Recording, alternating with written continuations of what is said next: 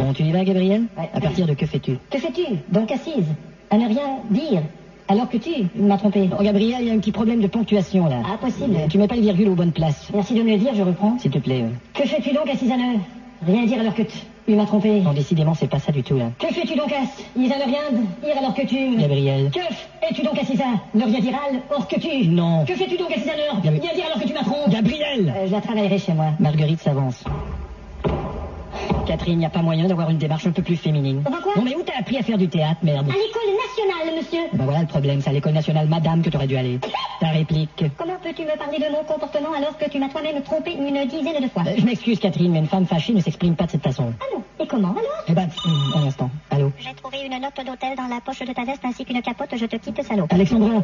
Merde. Continuez. C'est mon père qui est mourant, ça te fait rien, ça? Projette, Gabriel. Hein? On est dans une salle de 2000 places. Projette ta voix. Et ici, vous avez un théâtre de 2000 places, le Rideau Rouge. Il y a d'ailleurs une répétition en ce moment. Bon, un peu moins fort quand même. Ok. On enchaîne avec ta triste tirade suivie du piano. Ça va le pianiste? Ouais. Mon père, qui fut toujours mon seul ami, va mourir aujourd'hui.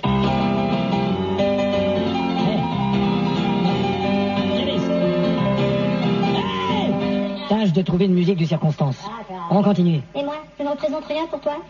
Catherine, tu es en colère et tu dois casser le verre. Et moi, je ne représente rien pour toi? Je comprends pas. Je suis un homme fini, détruit. Je crois que ma vie est complètement foutue. Gabriel, Ça va pas? ne reste pas planté là, s'il te plaît. Fais des gestes, déplace-toi. Occupe-toi d'accord. pendant que tu parles. D'accord, je reprends.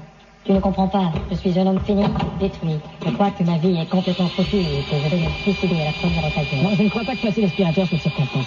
Je pourrais peut-être peindre un mur ou... T'es un gars foutu. Pourquoi tu dis ça? C'est ton personnage que je parle. Ah bon, ouais, je T'es comprends. tellement taré, t'es un pourri. Mais pourquoi tu me dis... C'est ton personnage que je parle. Dis donc, espèce de porc. C'est mon personnage. Là, t'es de mauvaise foi, mon vieux. Pas du tout. On reprend à pourquoi ce con. Et pourquoi ce con? Tu as tort de parler contre lui. C'est un homme dévoué, gentil et qui pue. Non, t'as sauté une ligne, là. Bah, tu as tort de parler contre lui. C'est un homme dévoué, gentil et j'en ai marre de travailler sur cette ferme qui pue. Voilà. T'as des tétons bleus. Non, t'as sauté quelques mots, là. Ah, t'as pas besoin d'étaler ton fiel, t'es pas raisonnable. Voilà. Je te suce l'entrejambe et tu cries. Non, c'est pas ça. Je te savais systématique et plein d'entrejambe et là tu crées des problèmes. Voilà. Je vais mettre ma bite dans le sèche-linge. Qu'est-ce que c'est que ça? Je vais même te dire qu'elle habite pas loin et que ses cheveux et son linge sentent bon. Vous allez me reviser ces textes, hein.